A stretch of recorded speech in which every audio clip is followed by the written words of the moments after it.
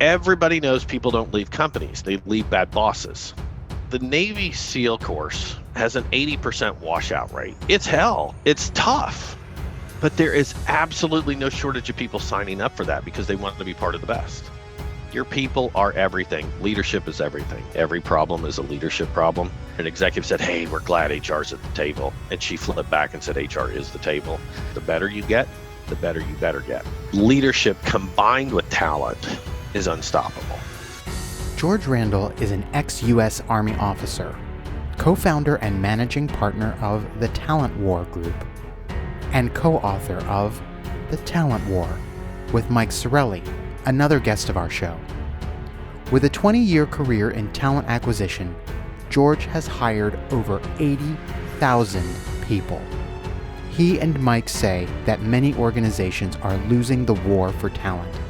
And because of that, they are not only losing their best people, but also competitive advantage, market share, and are in danger of going out of business.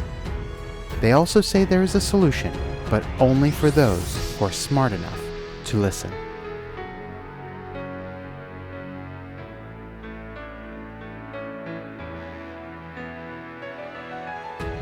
Hello, and welcome to the LifeWorks podcast.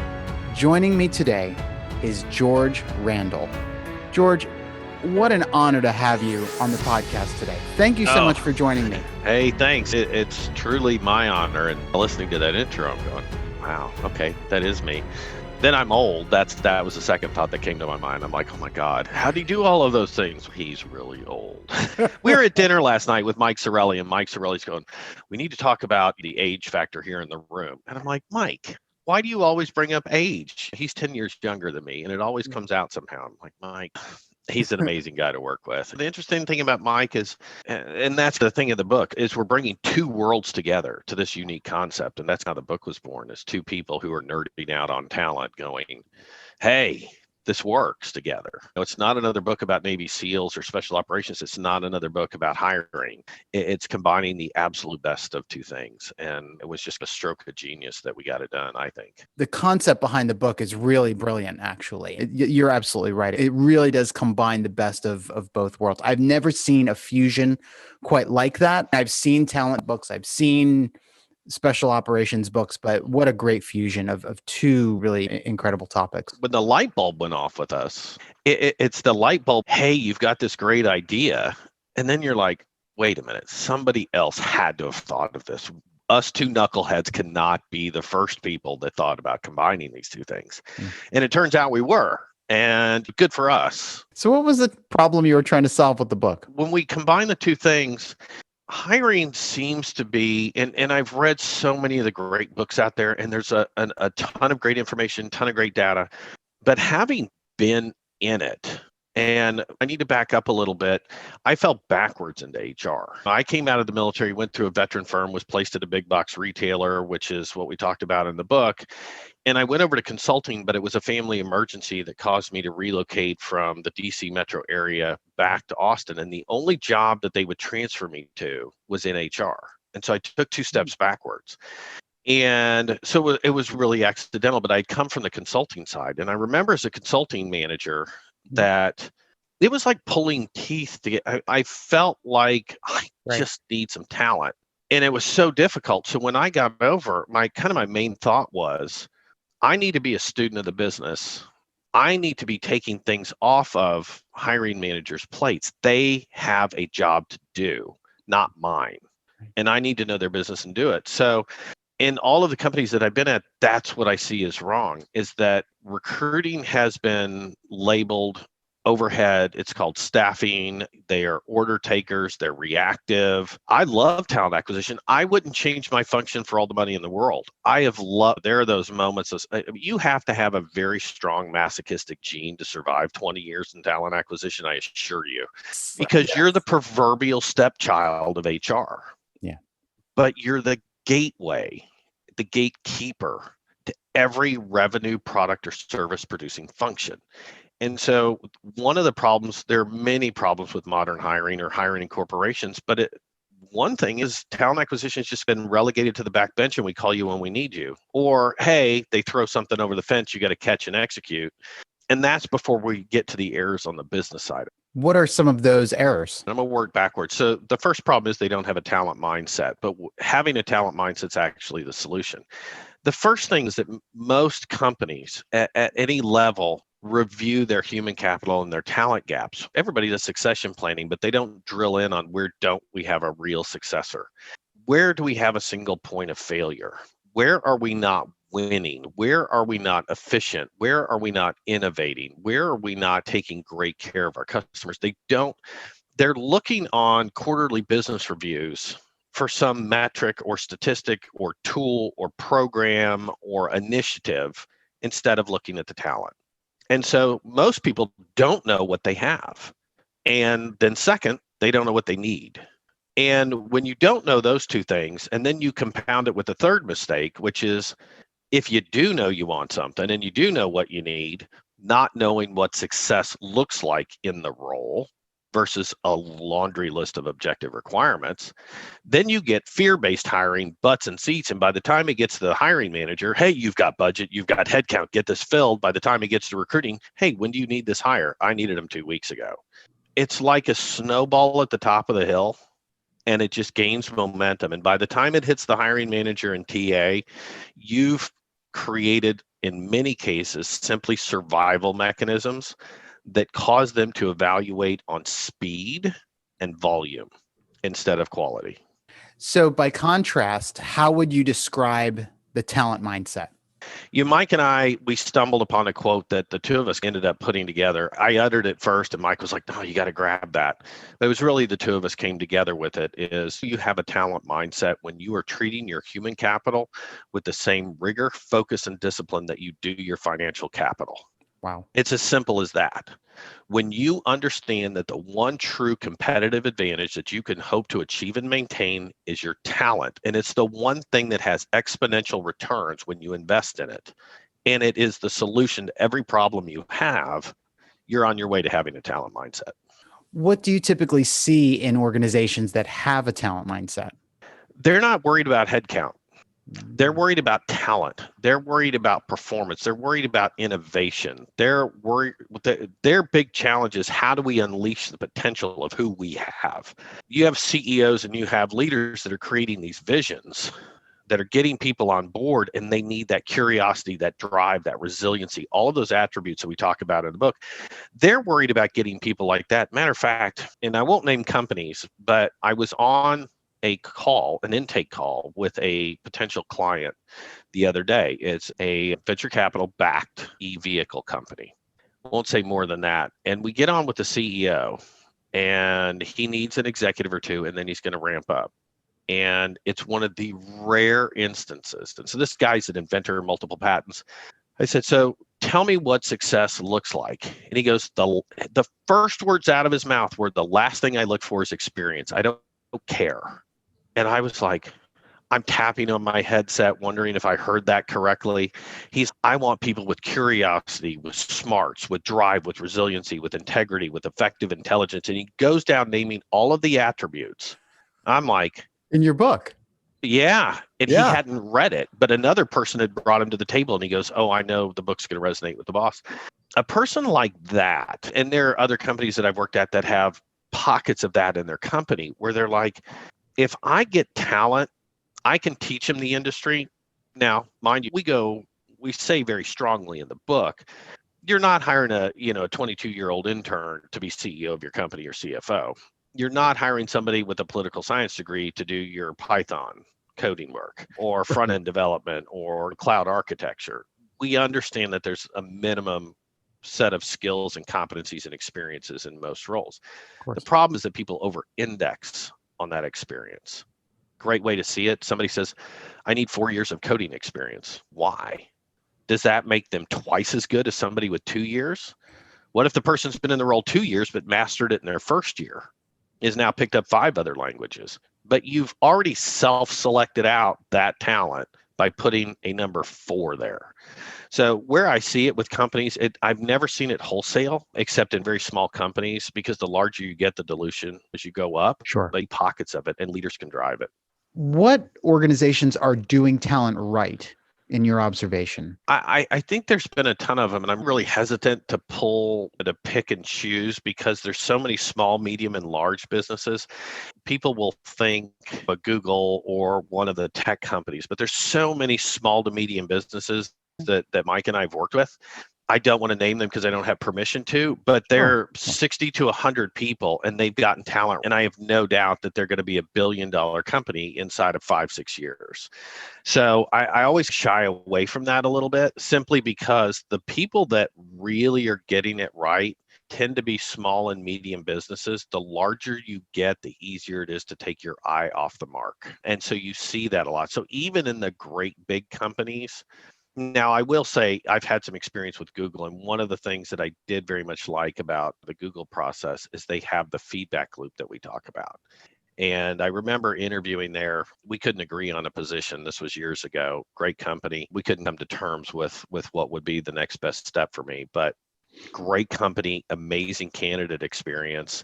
And the guy that grilled me was their analytics guy. And he was spending his time, and this was years ago, developing a way to look at the person they didn't pick that came in second and how their career had gone relative to the person they did pick, and then build a feedback loop for the person that they did pick. How could they get that iteration? How could they get that selection process even better? He was just obsessed with talent. I would have loved to work with a guy. I remember still to this day, probably one of the best interviews I've ever had because it seriously was nerding out on talent and really thinking about how to drive it to the next level. It was really cool.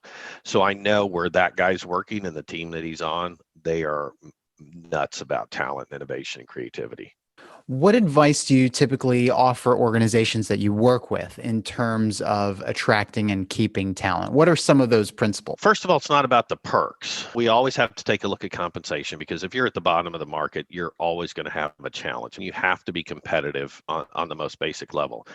But I also tell them money isn't everything. What people want is what Jocko and Leif talked about in Extreme Ownership, decentralized command, the ultimate culture, which is people have the ability to own their function, their space, their job, and are empowered to make decisions based on the best interest of the business and the team. And when we talk to leaders that we work with, we do talk about once you have people on board, talent plus leadership equals victory. And your leadership, mentorship, coaching, and training, that's what people want. They want to come in and work for A players. They want to be challenged. They want to be empowered. And they want to know that this is not a walk in the park. And let me give you why we say that and why we advise that. And we use the Navy SEALs, Mike's background, as an example. The Navy SEAL or the BUDS course has an 80% washout rate. And through months and months, they spend all of their time near hypothermic, wet, and covered in sand, looking like a sugar cookie. And it's hell. It's tough. But there is absolutely no shortage of people signing up for that because they want to be part of the best. And we use that example and other examples of special operations with our companies to say, top people will gravitate towards that. The best talent magnet you have is your culture and your leadership. Let's put it a different way, a very simple way. Everybody knows people don't leave companies, they leave bad bosses. Flip that on its head. If you have great bosses, people will come. You just don't hear people talking about flipping that equation, but it is that simple. Your people are everything. That's how Mike got into the Marine Corps. I'm sure he told us the story, but that's how he got in the Marine Corps is he could see excellence right in front of him. And he said, I want to be that. Talent is the very same way. They want to look at your company and they want to say, okay, I want to be a part of that. How important is the variable of leadership in this whole thing? I see that as a theme. It's the most important thing. Leadership is everything. Jocko Willink is famous, and I think it's either him or one of his great team members who said every problem is a leadership problem. It's not solved by a meeting. It's not solved by PowerPoint or Excel or another OneNote shared file or Teams or Zoom. It's a leadership problem. So leadership is everything. Provide it, even when you don't have talent or all the talent you need or the best talent, but you have people there and you have a great leader, you still can accomplish great things. It's just leadership combined with talent is unstoppable. What are some of the components of a talent strategy or a workforce planning approach? We tried to keep it simple because the principles needed to apply to everybody. And one of the things that I've been coaching, and I guess it's given away the secret sauce, but we're teaching people to do, if you've been in business, everybody's done a quarterly business review, the dreaded QBR or death by PowerPoint, where you go into a meeting. I was in a quarterly business review one time, and I'm sitting next to my evil twin, who's the VP of HR, Karen Clark, who's like the standard bearer for what HR should look like. She's the most amazing person on the planet, my best friend. And I wrote DNR on the back of my badge in black Sharpie for do not resuscitate. So if this PowerPoint kills me, don't revive me. But I share that because nobody does a human capital business review. And so we try to keep it simple. Instead of, we talk about workforce planning, we talk about talent planning. It starts with evaluating bottom to top, top to bottom, the talent gaps, the lack of succession, flight risks, people who are ready for the next step, people who need investment. And a lot of companies are doing that, but they're not doing it as well. They don't have the talent mindset behind it. So it starts with your leaders in HR. I was going to say HR being at the table, but I remember we put the quote in there from Tracy Keogh in the book when an executive said, "Hey, we're glad HR's at the table." And she flipped back and said, "HR is the table." And I still love that. But having HR as a strategic partner to figure out what your talent strategy is going to be. Just because you have money, just because you have some attrition, does not mean that you need to go out and bring humans into the business. You go to market with your sales, you go to market with your product, you go to market with your service, and you create a plan for that. But rarely, if ever, does anybody plan to go to market with talent. So that's basically what you need to start doing. Whatever form you do it in. The reason we kept it simple is because special operations didn't become special overnight. There's half a century there of iteration and getting better and better and never being satisfied. We have a phrase here on the Overwatch team is the better you get, the better you better get. And so we tell people whatever mechanism you can put in place to evaluate that talent and look at your gaps and begin your hiring planning and tell each department leader, this is what's missing, or this is what would be additive or more powerful, more horsepower to your team. Then you can start defining what success would look like in that role that you've created. And then you can come, while you're doing that with talent acquisition, then you can go out to market because you're now looking at attributes and minimum requirements. And people will be more attracted to that. So 80,000 hires over the course of your career. You've read a lot of resumes. I have. I've gone blind doing so, yes. Yeah, just quite a few. Done quite a few. You figure it starts with the resumes, then it pairs down to interviews, and then it pairs down to hires. So it's probably 10 times. Yeah, it's or more. Yeah. Right? Yeah, it's interesting to look back, but where the bulk of those came from is I stumbled onto the good fortune of working with Mitch Schwartz, Caroline Atherton, Gemma Johns, and Tracy Keogh at HP, and then Don Robertson, Tom Lokar, and a bunch of others, Dave Medrano, and was thrust into a position where, inside of 2.5 years, I was leading all of the recruiting for a 125,000 person organization.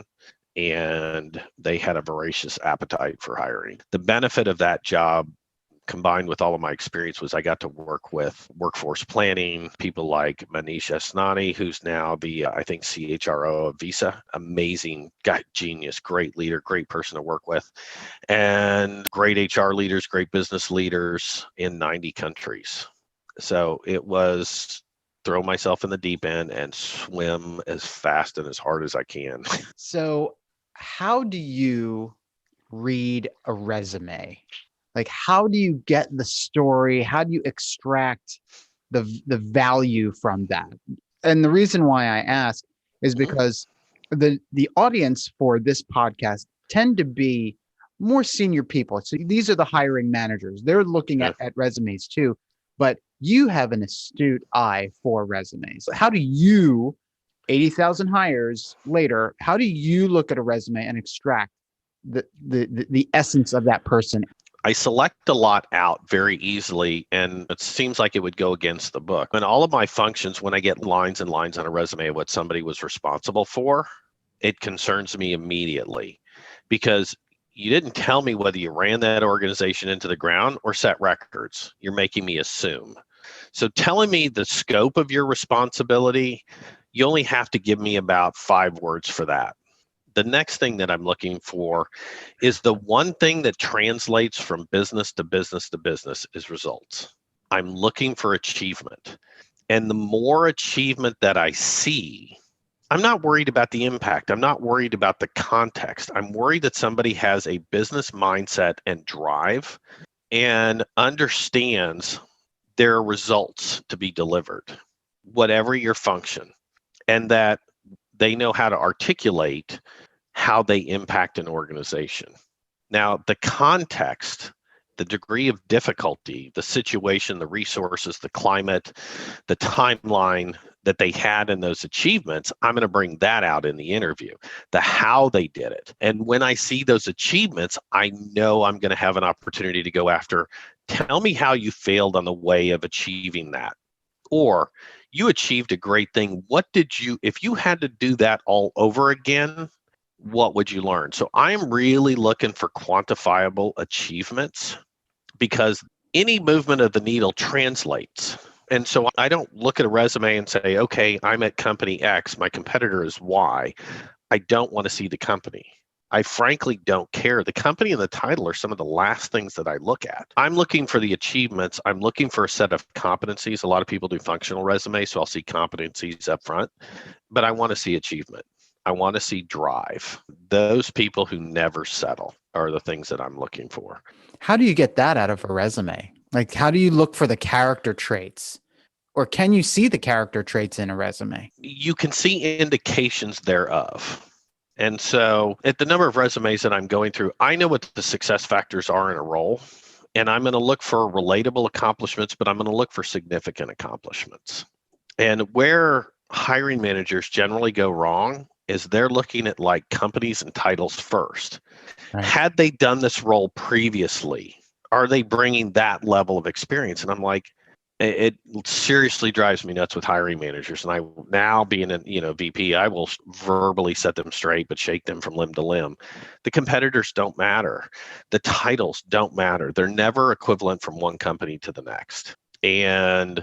But if you can see achievement, and if you can see innovation, or I invented, I created, achieved, all of those action verbs in there with numbers, with metrics, those things matter. You're on to something there. Do you know that you have talent? Not necessarily, but you have great indications that what they value is getting better and making a difference. And that is probably a great place to start if you're swimming in resumes. Do you prefer one type of resume over another? It depends. Now, this is going to sound very ageist. So when I teach veterans, there's generally 2 types, functional, chronological. And they teach veterans chronological. And I tell them, if you've been in 5 to 7 years, chronological is fine. If you have a 20-year career like I do, no, you need a functional because it needs to be more broad-based. Somebody needs to be able to look at it and see relatability to what they're trying to achieve. And a functional resume will show that much, much better. They can put competencies, a simple summary. There's things that I don't like, and I tell people to take off. Don't put an objective statement on a resume ever. I don't care what you want.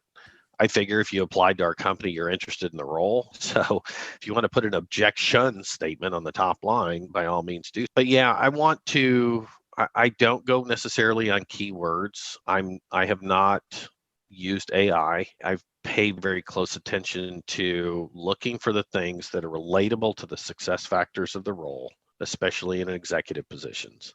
Executive resumes are you would be amazed at how much content is there for how much they were responsible for versus what they achieved.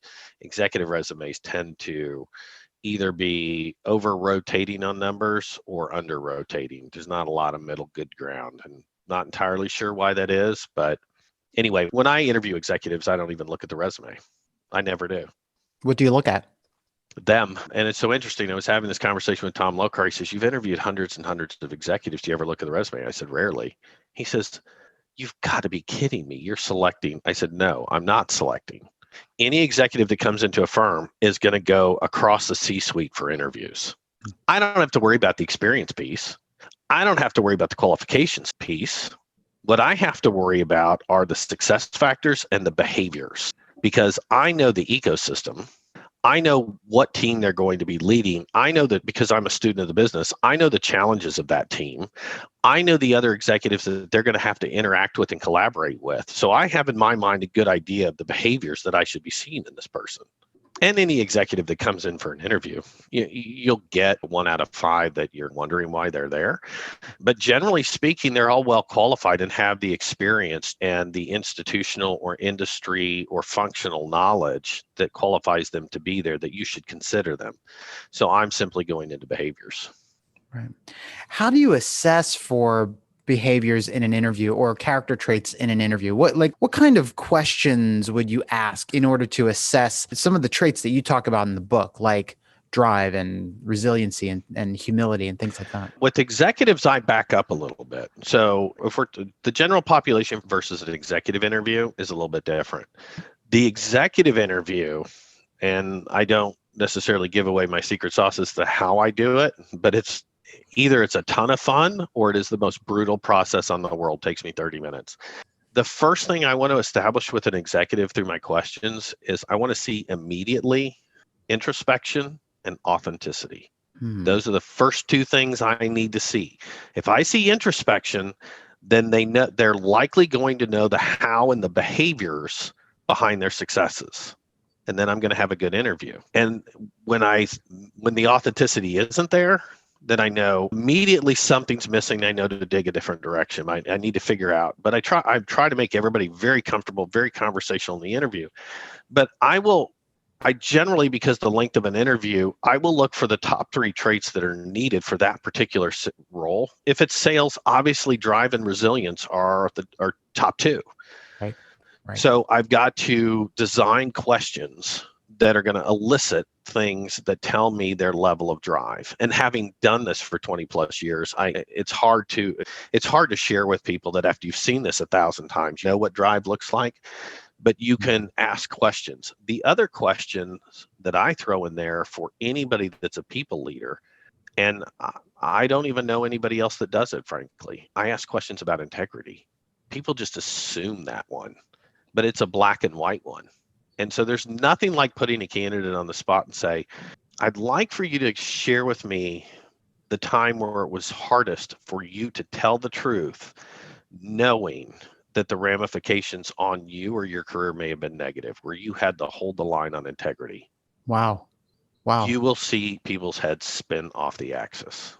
It's a tough question. It is. And people don't ask it.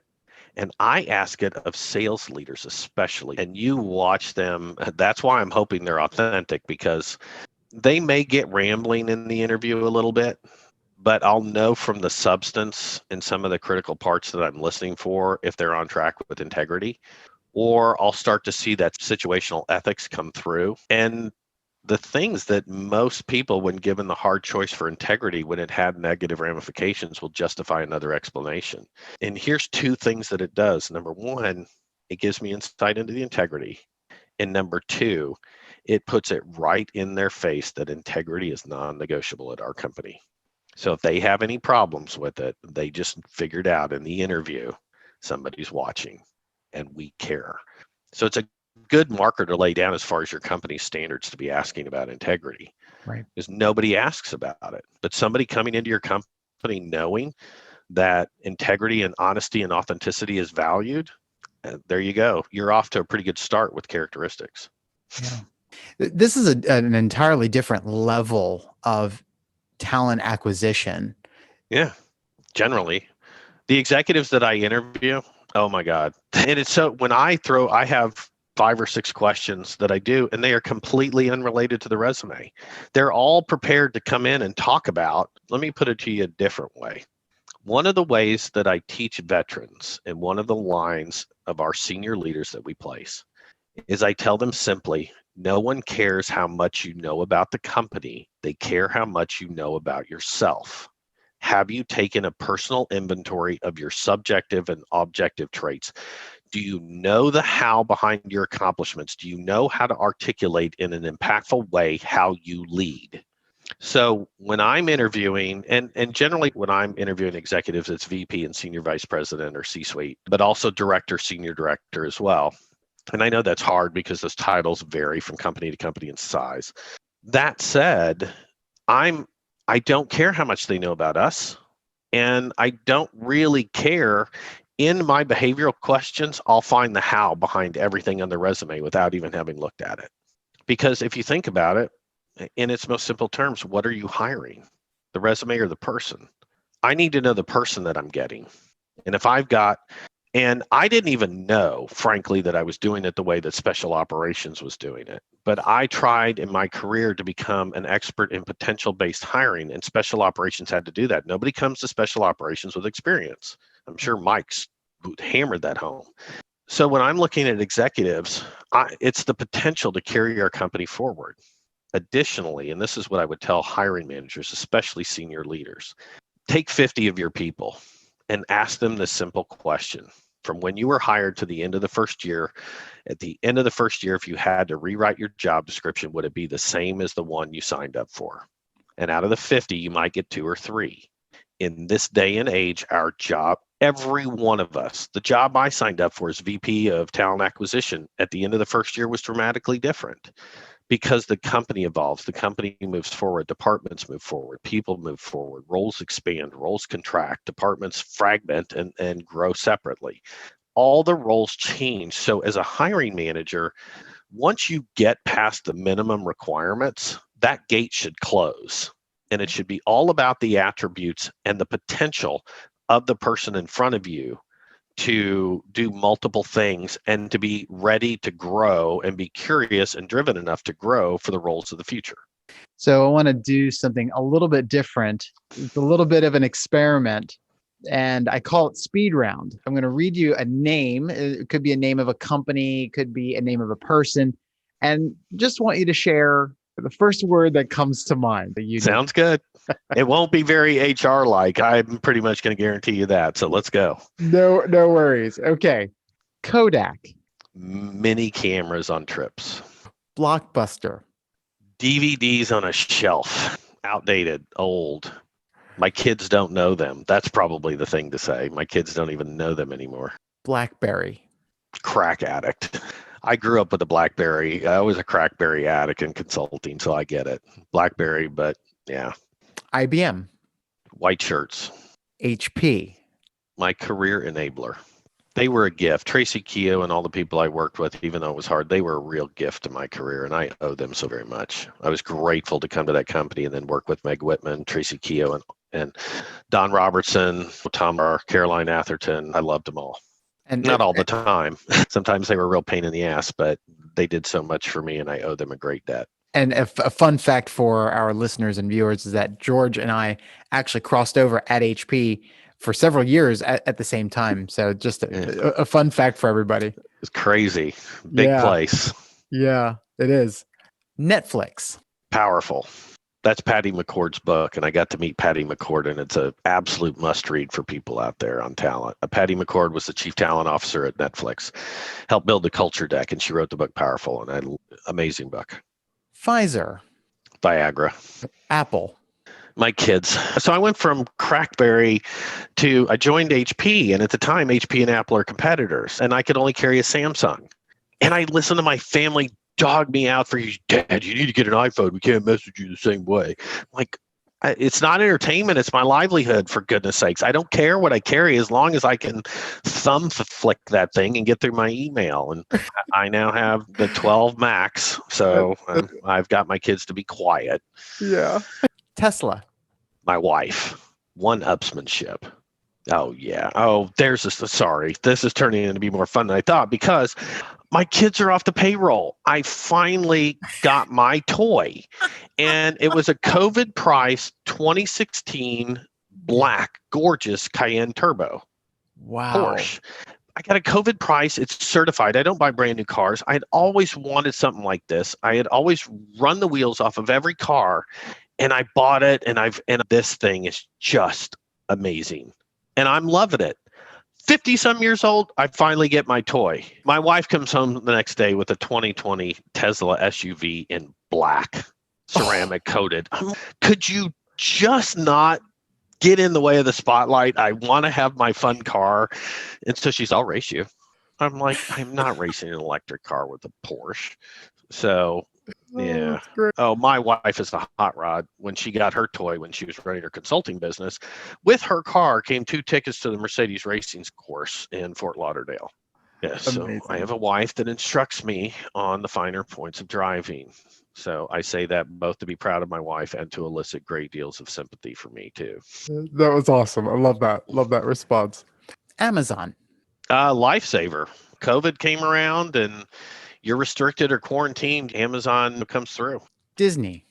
Wallet. So true. I remember I took my kids there and I remember meeting Mickey at the front gates. I just took my wallet out and gave it to him. I thought I might as well give up as I come in the gate. But that said, here's a shout out to Disney. I took the kids on a Disney cruise. Now, my daughter has given us a grandson. My son's he's a mechanical engineer. My stepson, he's doing great things. And my daughter-in-law and our other grandson, they're doing great. But I took them on a Disney cruise. Awesome. I had no earth. I thought the military had their collective stuff together. Disney's got that stuff locked down. The United States military logistics chain could learn a lot from Disney. I was impressed. They are so good. Absolutely. And funny enough, in 2019, actually, before COVID, I did the same. I actually took my family on a Disney cruise. And you're absolutely right. My gosh, do they have logistics figured out? I'm like, I'll do that again. Oh, and the best part, there's the adult section and you're out of cell range. I was drinking Bailey's for breakfast, Bailey's for lunch, and I don't know what for dinner. Because my kids, when you would go get them, didn't want to come out. I was like, however you did that, teach me. That was genius. And hats off to them.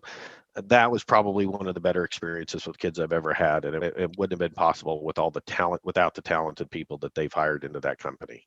Indeed. U.S. Army.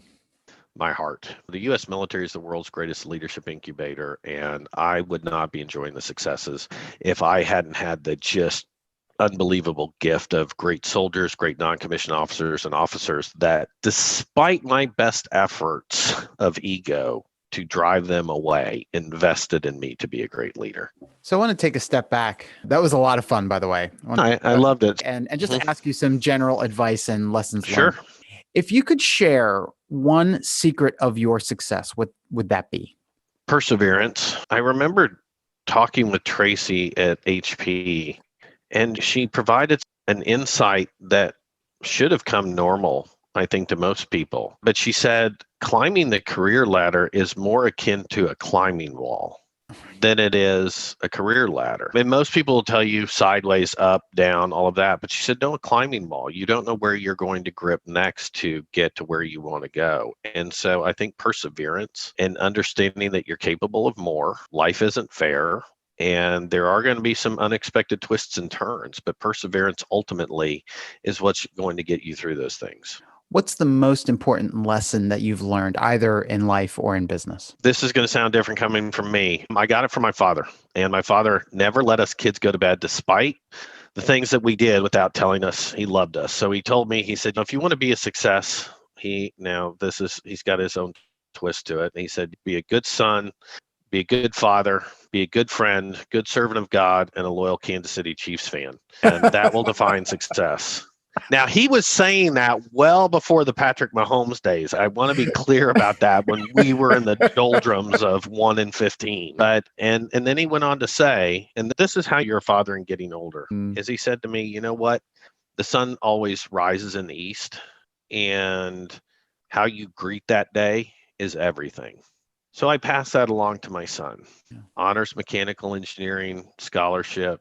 I said, son, because he was feeling depressed one day about the job search. And I said, son, the sun rises in the east. It's how you greet the day. And I thought I was sharing the wisdom from my father. And I didn't realize the sarcastic gene in my son had morphed significantly. And he said, Dad, everybody and their brother knows the sun doesn't rise. The earth revolves around the sun. What's your point? I was like, trying to be a good dad. And God love that kid. He's so smart, too smart for his own good. But yeah, tell people that you love them. Tell people that you appreciate them, and the sun's going to come up the next day, whether you wanted to or not. And so how you greet it is everything. If you could offer one piece of advice to the world, what would that be? Be quiet. In today's information age and electronic age, I think we've lost the ability to be quiet and listen, whether that's to our fellow human beings or to tune out the distractions of the world. And it's not just your phone. It might be traffic, it might be music, but there's always something humming in your ears. And the only thing I really would like humming in my ears on any given day would be the sound of water hitting a beach.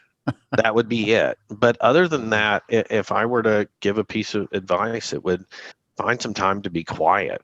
Let your mind, let your body, let the world settle, and just be still for a while. Soak it all in. It's a pretty miraculous thing that anybody's here and doing what they're doing. And I say that in addition to, it would be two pieces. It would be quiet and then be grateful. Mike and I have worked with a lot of people who gave the last measure of their lives and everything they had for people to have freedom around the world. And we don't take that for granted. And that's some of the reason we do what we do. But just be grateful. Everybody's got something going on in their world that's hard, some devastating, facing diseases and other things. Just be grateful. You're breathing, you're good. Keep going. That's sage advice. Couldn't get better than that. Be quiet, be grateful. Love it. What do you want most for your life? I say this to myself every once in a while. I think it's an abundance of joy. And I've got to take my own advice and learn to be quiet more. And I think I've learned it. They say you get older, you get more wise as you get older. That may or may not be true in my case. And please don't put my wife on a podcast. She will absolutely refute that point that I'm not getting wiser. But I think I would give people the example. It came really clear to me in the blink of an eye when, my daughter called me to tell me she was going into labor. And that's my baby girl who's still 12 that I'm pulling in a wagon. Life goes by in a flash, an absolute flash. And you look back and you go, holy crap, how fast did this go by? And I think being quiet, being grateful, and then just looking for the own joy in the moment, because we're so busy, so many things pass us by, and we all could use a little bit more of that. I know that's a little bit softer snowflake side of me, but it's absolutely true. You've got to have joy in what you do. No, it's beautiful. It's beautiful. Thank you. So I want to just open it up for you. Are there any other final thoughts that you want to share with our audience about anything that we've talked about or anything that we haven't talked about? When it comes to the book, Mike and I we're going to work on our second. For people in business to understand what we understand intrinsically in the military, which is what we do in the military is an ecosystem. Special operations is not special if they don't have logisticians, if they don't have medics, if they don't have mechanics. If they aren't A players doing their job, special operations cannot go be special. In business, and we found this and talked about it in the book, HR is usually relegated to overhead or compliance. But every part of your business, whether it's sales or C-suite leadership or product or service or innovation, human resources, finance, legal, it's all an ecosystem, and you need A players in every spot. You can't take your eye off the ball of talent for a second. Pick one of those. Let's just say, take your eye off the ball in legal, see where that gets you. Take your eye off the ball in finance, see where that gets you. Take your eye off the ball in HR, you're back to legal again very quickly. In product, you're not innovating, you become Kodak, BlackBerry. Yeah. You take your eye off sales and integrity, you're Enron. It's an ecosystem, and we learn that in the military. And as a leader, you have a responsibility to pull that ecosystem together and get it working more synergistically and more efficiently at every opportunity that you can have. It's a fantastic way to finish our interview.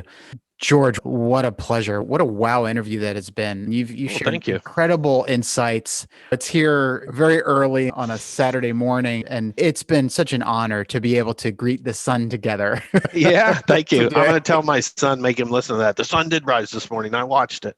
So thank you for allowing me the pleasure and the honor of spending this time together. And I look forward to following you in the future and seeing all the great things you're doing. And one day soon, we're going to have you back on for your next book. So I would love it. It's Mike pops up. I got the title of our next book. I'm like, and he tells me what it is. And I'm like, oh, he's right. Here we go. We're going to go right again. And I love that about him. We have a phrase, and I'm going to put it out to see this. The phrase with Mike is he doesn't let the cement dry. He moves so fast and is so driven, and I love him for it, but it's great. So thank you. The honor and the privilege is for Mike and I that people are paying attention to this book. We think it makes a difference because it's all about people, whether it's special operations or your business. The most powerful force in the world is the U.S. economy, and this little podcast is going to help us make that even stronger. Absolutely. Absolutely. George, thank you so much. Thank you, sir. Appreciate it. Hope you have a great weekend. Go Chiefs. Hey guys, thanks for watching. If you enjoyed this video, click the subscribe button to get the latest content and check out these other great clips from the podcast.